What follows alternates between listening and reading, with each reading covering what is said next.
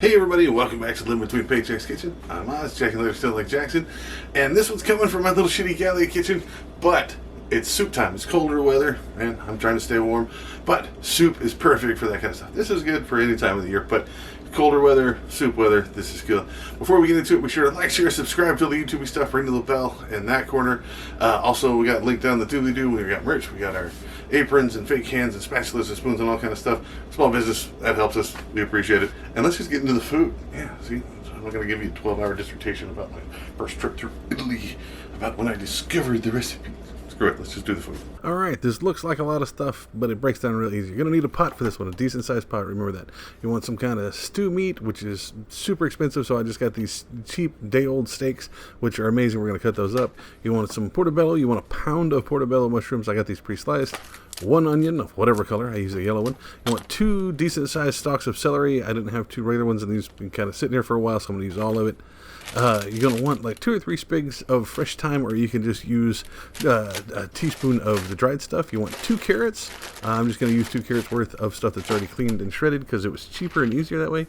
You're going to want 3/4 of a cup of barley. It is super hard to find right now. Shout out to Ann for being able to get that for us.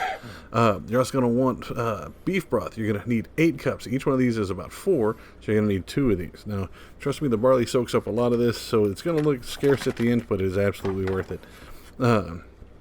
Also, you're going to need a little bit, a tablespoon or 2 of oil. I use 2 of the olive stuff, a single clove of garlic minced, or you can just use the canned stuff like I do. Salt and pepper to your own personal stuff, so it's just a pinch or none at all. And we're going to need half a cup of red wine. Now, I got this super fancy one because I'm only going to use a little bit of it, and I'm not a wine drinker, so that's great. First things first, let's wash our fruit and vegetables, skin our onion. Now, if you got these pre-bagged, I still wash them anyway.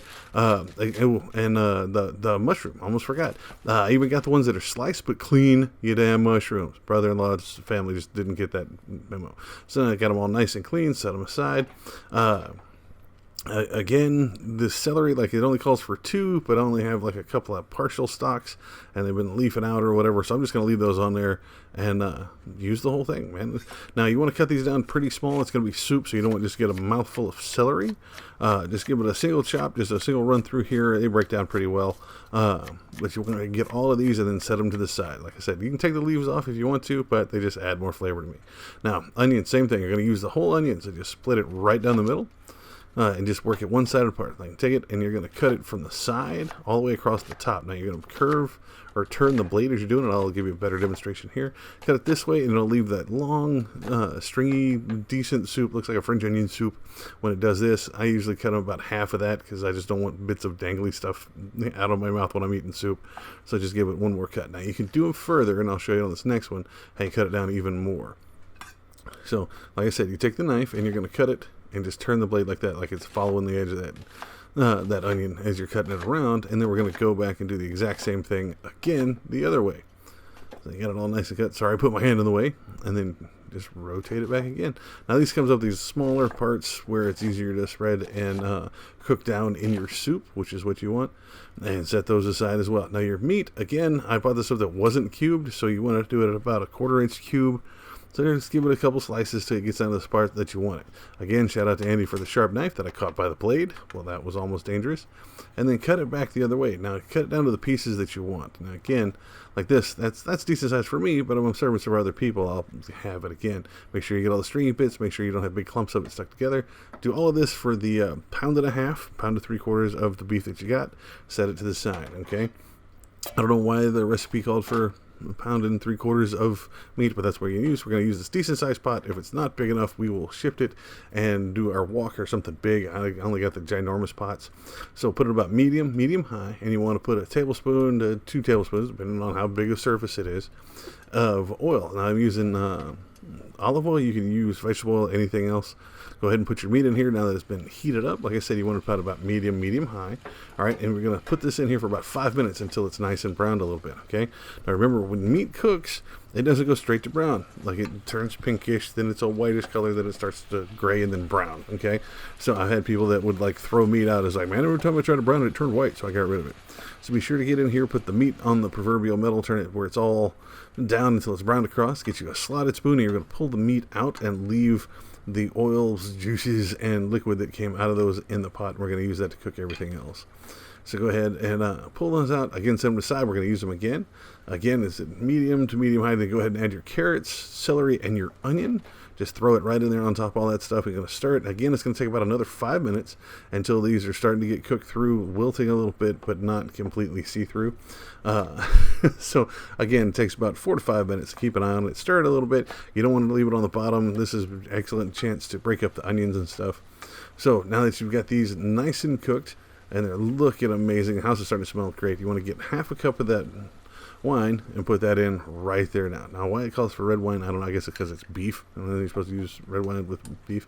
And then a tablespoon of minced garlic, or just the one clove. And then you're going to get the thyme. Now, I got the stuff that's too fresh, so I can't just crumble it off. So you just want to take it and strip all the leaves off the stems. The trick is to get all the stems out. So this takes a little while. You know, everybody hates stems and seeds.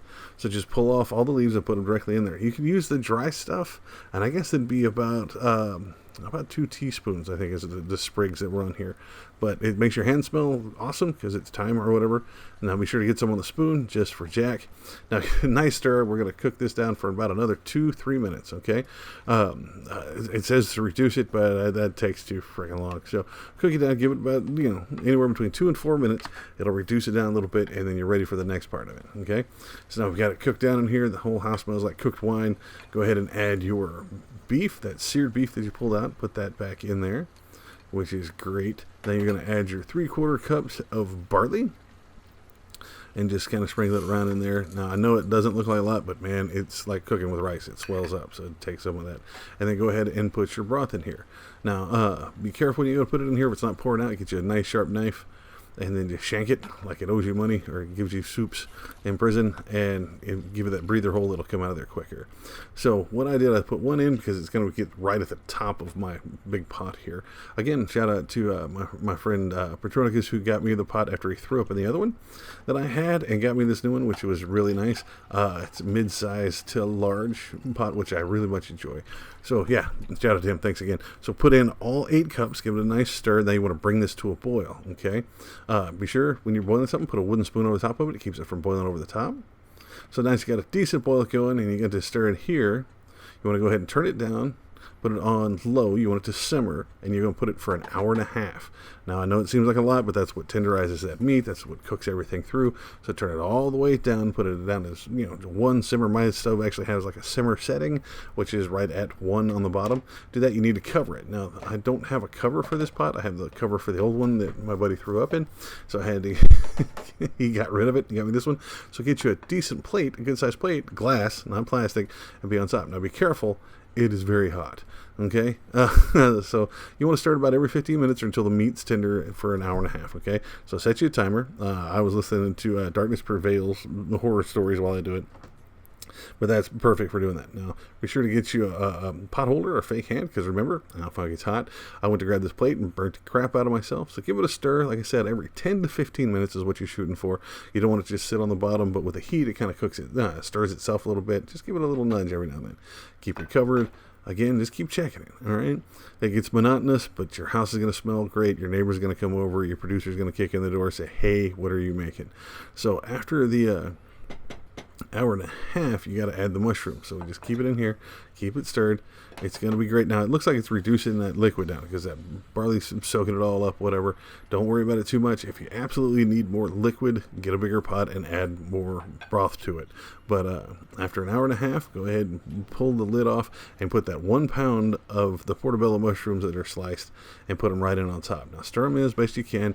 And once you do that, you're going to let it cook for 10 minutes. So set another timer for just 10 minutes. But you get it in here. Be careful when you stir it. This is very, very hot. It's been cooking for an hour and a half. So it's going to be warm from one end to the other. So again, you're going to leave it on simmer. You're going to put the mushrooms in there. Give them 10 minutes. Kind of put them in. Make sure they cook enough. And then once you're done with that, pull the top off. This is ready to go. This is super thick soup. Like, I would have loved to have a little bit more broth on mine. Personally, I want my soups as soupy as possible. But this turned out so well. Here's where you can get to add salt and pepper. I used a little bit of my mesquite smoked salts because I feel like being fancy. But you can generally do it just in warm bowls, and everybody can salt and pepper it themselves. Didn't really need it. It was absolutely amazing. This is great. It's awesome for doing like your meal prep stuff. It'll hold for a while, keep it frozen, keep it in the fridge, and Tupperware stuff. This is amazing. It was right at the end of our budget. The red wine and the beef kind of pushed it right up there at the edge, but we were able to break everything else down. But this worked really well. The recipe told me it was going to make 4 to 6 servings. It made at least 8. So yeah, you gotta try this one out, man. My producer absolutely loved it, so I got her stamp of approval. I immediately ate 2 bowls of it, so yeah, it's worth something. And there you have it, folks. This is an amazing soup. You really need to try it. If you do it differently, you want to see us do it differently, let me know. We'll circle back. I will try this again with some other stuff. This is very, very good. You can also let us know on social media how we did it wrong or how you do it better or whatever you want to do. We're at Facebook, Pinterest, and Patreon, all at Live In Between Paychecks Kitchen. You can also find us on Instagram, Live In Between. You had to shorten it down over there. You can find me, Osway Nerdy, across all of those, including Twitter for now, and TikTok. And we do some stuff over there, but it's mostly just my nerd stuff. But this is amazing. Try it. Trust me. It's right at the edge of our budget, but you'll love it. And I'll see y'all next time. Y'all be safe. Way more soup.